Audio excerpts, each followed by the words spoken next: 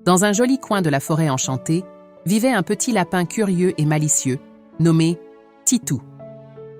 Avec sa fourrure blanche tachetée de gris et ses longues oreilles toujours en alerte, il passait ses journées à bondir de buisson en buisson, à la recherche des meilleures carottes du potager de grand-mère Tortue. Mais un jour, alors qu'il explorait un coin reculé de la forêt, il tomba sur une clairière étrange qu'il n'avait jamais vue auparavant. En son centre poussait une carotte gigantesque, scintillant d'une lumière dorée.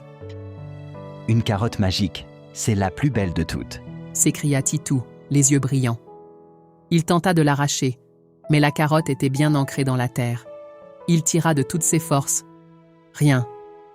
Il essaya encore et encore. Toujours rien. Seule une âme pure et courageuse peut me déterrer. Titou sursauta. La carotte parlait? Intrigué et excité, Titou demanda. « Que dois-je faire pour prouver mon courage ?» La carotte répondit d'une voix douce. « Tu dois réussir 3 épreuves pour obtenir ma magie. » Titou accepta sans hésiter. Il aimait les défis.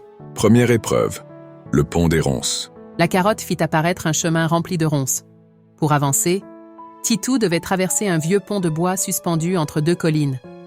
Mais à chaque bond, des ronces poussaient en plus haut, menaçant de lui barrer la route. Malgré la peur, Titou trouva une solution.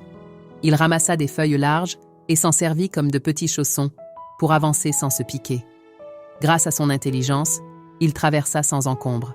Deuxième épreuve, l'énigme du hibou. Un vieux hibou au regard perçant l'attendait au bout du pont. Pour avancer, tu dois répondre à mon énigme. Titou hocha la tête, impatient. Plus on me prend, plus je grandis. Mais si on me partage, je diminue. Qui suis-je? Titou fronça les sourcils. Il réfléchit longuement, puis il sourit. « C'est un secret. Plus on le garde, plus il devient grand. Mais si on le dit, il disparaît. » Le hibou hocha la tête, satisfait, et laissa Titou passer. Troisième épreuve, l'acte de générosité. Enfin, il arriva devant la carotte magique. Mais avant qu'il ne puisse la toucher, il aperçut un petit écureuil en pleurs. « Que t'arrive-t-il » demanda Titou. « J'ai perdu toutes mes noisettes et je n'ai rien à manger. » Titou hésita. Il avait très faim après toutes ces épreuves. Mais il se souvint que grand-mère Tortue lui avait toujours dit que partager rendait plus heureux. Alors, sans hésiter, il donna la moitié de ses provisions à l'écureuil. Soudain, la carotte magique se mit à briller de 1000 feux. Tu as prouvé ton courage, ton intelligence et ton grand cœur. Tu es digne de ma magie. Dans un éclat lumineux, la carotte grandit encore et... plouf! Elle explosa en une pluie de petites carottes dorées. Titou en croqua une et sentit une chaleur douce l'envahir. Il pouvait maintenant bondir plus haut que jamais et courir plus vite que le vent.